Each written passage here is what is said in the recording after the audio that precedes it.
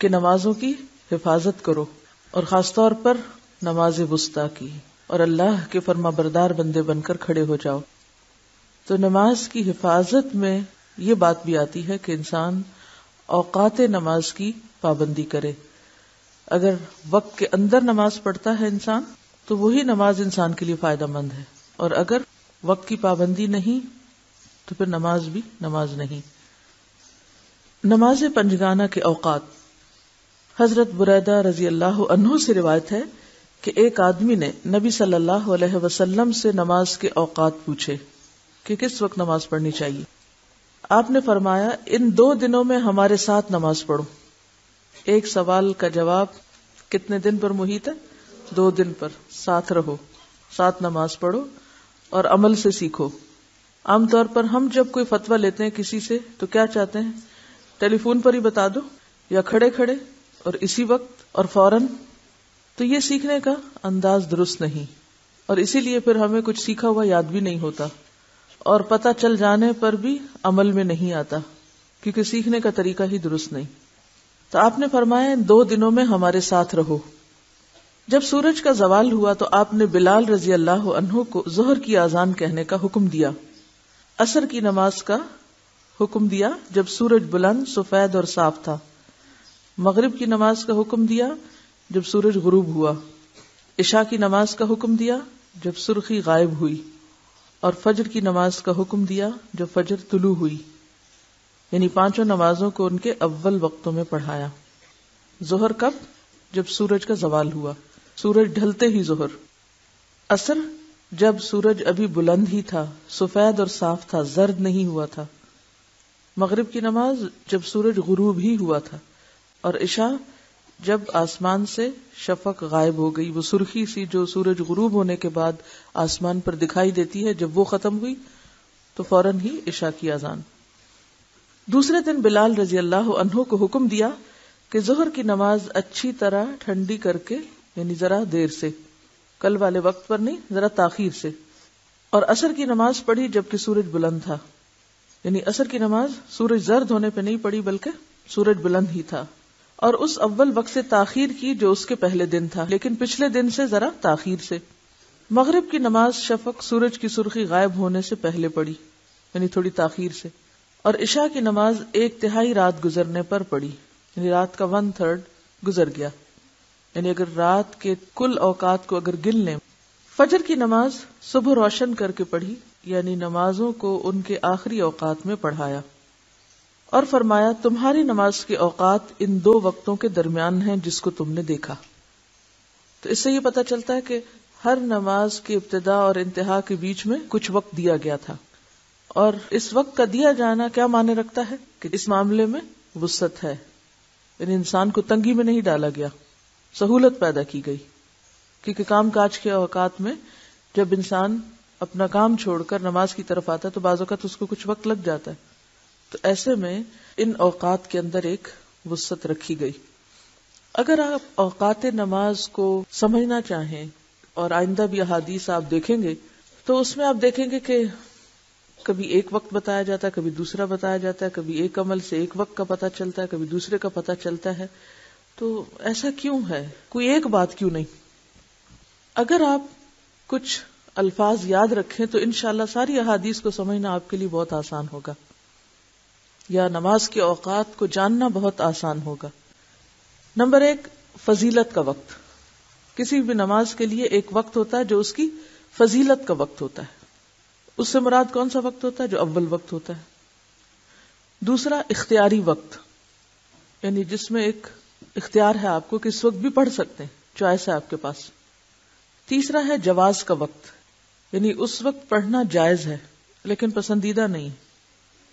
چوتھا ہے مکروہ وقت، یعنی وقت تو ہے لیکن اس وقت پڑھنا مکروہ ہے۔ اور پانچواں ہے عذر کا وقت، جیسے 2 نمازوں کو جمع کرنے کا وقت ہوتا ہے، عذر، یعنی عذر ہے، کوئی وجہ ہے، سبب ہے۔ اگر یہ 5 لفظ آپ کو یاد رہیں تو آپ دیکھیں کہ انشاءاللہ آپ کنفیوژن سے نکل آئیں گے، ٹھیک ہے؟ اور یہ سارے اختلاف اول آخر اور ایک وقت بتانے کے بعد پھر ہم دیکھتے ہیں عمل کچھ اور کسی اور وقت میں بھی پڑھی جا رہی ہے نماز، تو پھر انسان پریشان ہوتا ہے کہ یہ ایسا کیوں ہے۔ جیسے کہا گیا کہ عصر کے بعد آپ نماز نہ پڑھیں، اور پھر ہم دیکھتے ہیں کہ حرم میں لوگ عصر کے بعد پڑھ رہے ہوتے ہیں تو یہ کیا پڑھ رہے ہیں، ہوتے ہیں نا کنفیوژن. تو ایسے میں پھر کس چیز کو کہاں فٹ کریں؟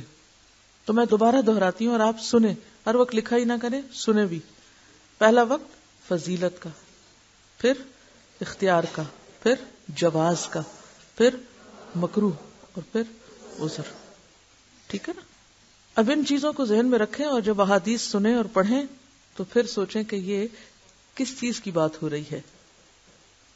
حضرت عبداللہ بن عمرو رضی اللہ عنہ روایت کرتے ہیں کہ رسول اللہ صلی اللہ علیہ وسلم نے فرمایا، وقت الظہر اذا زالت الشمس وكان ظل الرجل كطوله ما لم يحضر العصر ووقت العصر ما لم تصفر الشمس ووقت صلاة المغرب ما لم يغب الشفق ووقت صلاة العشاء الى نصف الليل الاوسط ووقت صلاة الصبح من طلوع الفجر ما لم تطلع الشمس.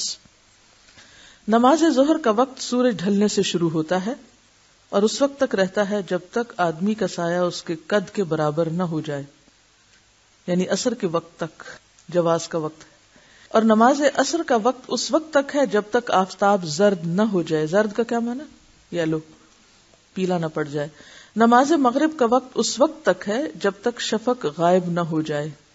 نماز عشاء کا وقت ٹھیک آدھی رات تک ہے اور نماز فجر کا وقت طلوع فجر سے لے کر اس وقت تک ہے جب تک آفتاب طلوع نہ ہو، یعنی سورج نکلنے تک.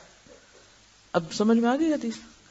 یہ جو شروع کبھی ہو رہا ہے اور ختم کہیں ہو رہا ہے، تو ایک فضیلت کا وقت ہے اور ایک جواز کا وقت ہے. لیکن بعض اوقات مکروہ بھی، جیسے عصر بالکل جب سورج غروب ہونے کے قریب ہو تو اس کے لیے مکروہ وقت ہو جاتا ہے، لیکن آپ قضا کرنے سے بہتر ہے کہ اس وقت میں بھی پڑھ لیں. یعنی وقت ہے، وہ ود ان ٹائم ہے. وہ جو کہا گیا نا کتاب موقوتا کے، اس میں آ جائے گا.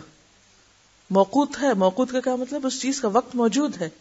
لیکن اب یہ الگ بات ہے کہ وہ وقت ہے کون سا وقت، فضیلت کا ہے یا جواز کا ہے یا مکروہ ہے یا عذر کا ہے، یہ کون سا ہے.